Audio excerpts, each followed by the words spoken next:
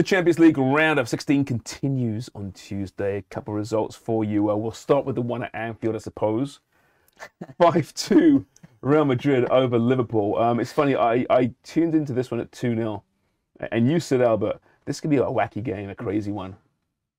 5 goals later, and it certainly was a wacky, crazy game, wasn't it? 14 minutes and it was 2-0. And then a couple of really poor goalkeeping mistakes. One against Courtois, one against Alisson. Doors are open, and that Real Madrid team, stop smiling, that Real Madrid team that keeps doing this in the Champions League. Against PSG, we saw it. Against Man City, they never give up. No. You had to give them nothing but credit. And yeah, nothing but credit. And this is what they did last season, and it's working again. Maybe better this season. But it's just a defending from Liverpool. It's shocking. And I know everyone wants to point the finger at Joe Gomez. And okay, he had a nightmare of a match. But it wasn't just him. They were overrunning the midfield. It almost seemed like, I have a hard time pronouncing his last name. Bajcetic. Where's the S? Where'd the S come in? I hate brutally pronouncing someone's name. It's not a good thing to do. But he wasn't very good. I thought maybe that match was a bit too big for him. 18 years old, right? Outnumbered them in midfield. Yeah. The defense was poor. All around, it was horrible. It's just the fact that they're conceding this many goals at Anfield, which is very rare.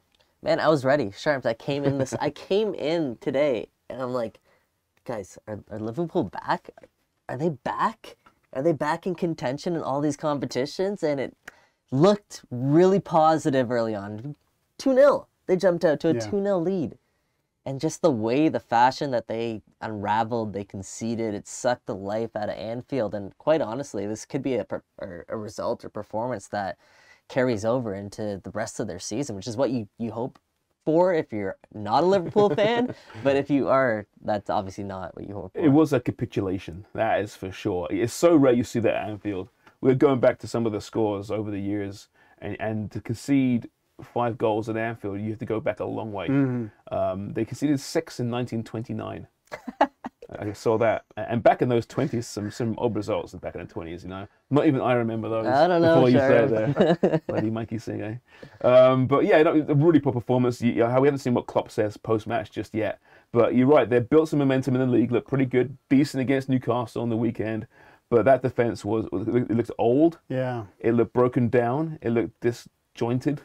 I don't know what maybe it's just Real Madrid doing what they do. Luka Modric was incredible, 37 years of age. And that didn't even get the assist on that last goal. But he made the goal, breaking through the midfield, staying on his feet, spraying it wide, then back in the middle, and it was Benzema with his second of the goal. Incredible performance. Yeah, a lot of people thought that, Liverpool were quote-unquote back after that Newcastle fixture. I didn't think so, because if you watch that game, 10-man Newcastle almost scored a couple of goals to get back in the game, right? I don't know if that was Liverpool just kind of taking the foot off the gas, but I'm like, this is not the greatest performance to be heading into an Anfield fixture against Real Madrid in the Champions League. I mean, you can say what you want about Real Madrid, maybe not the best defensive team, a lot of players in and out of form, Benzema not 100% fit, but then they show up when those matches matter, and they blew Liverpool away. Still, you go back to the Bernabeu, just need the 3 goals. Just the 3, yeah. Is there's the tie over? away goals now, right? Yeah. So, tie's over? It's never over. There is no way that this Liverpool team is going to go to the Bernabeu and not concede. They will probably score, but they will concede. Okay, instead of tie, how about this? Burning question. I'm sure a lot of fans are wondering. Is Jurgen Klopp on the hot seat? No. Liverpool? No? Unequivocally, no. Not right now, but one day. Every guy at some point, right? That's not Fergie. That's true.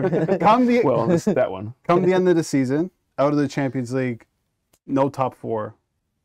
What happens to Jurgen Klopp? Nothing. He stays. The team must be rebuilt, and he's got enough credit in the bank, given what he's done at that club. When he took over, they were in absolute turmoil, from an ownership standpoint to on the pitch to management, and he turned it all around. But now they're back. Yeah, from the ownership to the management to the on-field. Although they're not for sale now apparently anymore. When does that credit run out, though? You give him another. It's one bad year, Albert. Yeah. One bad year. But it's Liverpool, right? In contention for first place, the top 4 football. Right. In contention still. I'm just saying, come the end of the season, if they don't finish top 4. You can't. You have to give these guys no Champions League football, right? If that's the case, which is Right. going to be much more difficult to get Jude Bellingham. Yeah, of course it will be. If that's the core piece to get in the summer. He rebuilt the team without Champions League football before, True. right? And it will be a rebuild. Yeah. But he will be the man in charge. Whether it's right or wrong, we can discuss that perhaps. But I know this club. I love this segment. It's my favorite segment on Route 442. Well, when you enjoy the Carabao Cup final. It can still be a good week, Sharms, for you, right? If United lose to Barca and get bumped to the Europa League and lose the Carabao It's a Cup, bad you'll be season. smiling at Mikey. Oh, yeah, of course he will be. Yeah, of course. Tables are going to be turned. They're Number of definitely years gonna with be turned. United. Napoli, just brilliant today. 2-0 over Eintracht Frankfurt. Arsenal men scored early. Well in control. This could have been 3 or 4-0. There's not a more fun team to watch, I don't think, right now than Napoli. They have to be up there, right? The way that they attack and just how dynamic that they are. Victor Osimhen, I mean, we have to... Like, we did a whole segment today about Marcus Rashford and how he probably right now is the best striker in the world. It's not unequivocal, though, because of the way that Victor Osimhen is playing. I know you were pretty adamant about that. He plays in the Serie A, right? Doesn't get as much love as the Premier League, but what he's doing right now is probably just as impressive what Marcus Rashford is doing. So he's gonna, I think it's all but set, but he's gonna be sold this summer, and it could be potentially a record. Maybe. I mean, it's hard to say. I mean, I would love to see him stay. I mean, he's linked to Manchester United, but we had a previous chat today where we're talking about maybe United don't need that number 9 to score goals because they have someone else who's scoring the goals, right? But Napoli, they're fantastic. I mean, Osimhen could have had a couple. One was offside. Kvaratskhelia had a penalty that he missed, but constantly putting themselves in threatening, attacking positions. Obviously, they had an edge after Koulibaly picked up that red card, which was a bit harsh. I thought it was harsh, yeah. But Napoli, I mean, they just kept going, and they could have scored again and again and again. And it's not just them. Like, Lozano had another good game. Di Lorenzo. On the road, too. It doesn't matter who gets put into that starting 11. Spalletti has all those players playing the way that he wants to play. Napoli, I mean, you mentioned it off the air, but to see Napoli win the Champions League would be great. It'd be great. I think it'd be good for the tournament as well. Good for European football. And I think they're going to be, like you mentioned, selling players this summer. So it'd be a great double reward for that'd their be, fans. Scudetto in the Champions League? That'd be all right, wouldn't it? Oh, happens man. very rarely, not since AC Milan back in the...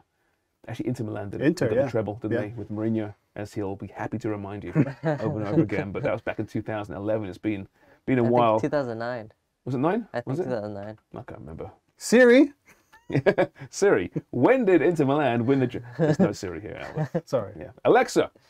No. Tomorrow's games, it continues, of course. Inter Milan against Porto. Okay. And we have Leipzig against Man City. A game that Mikey Singh is adamant Leipzig can win. Leipzig's in this one. They're in it.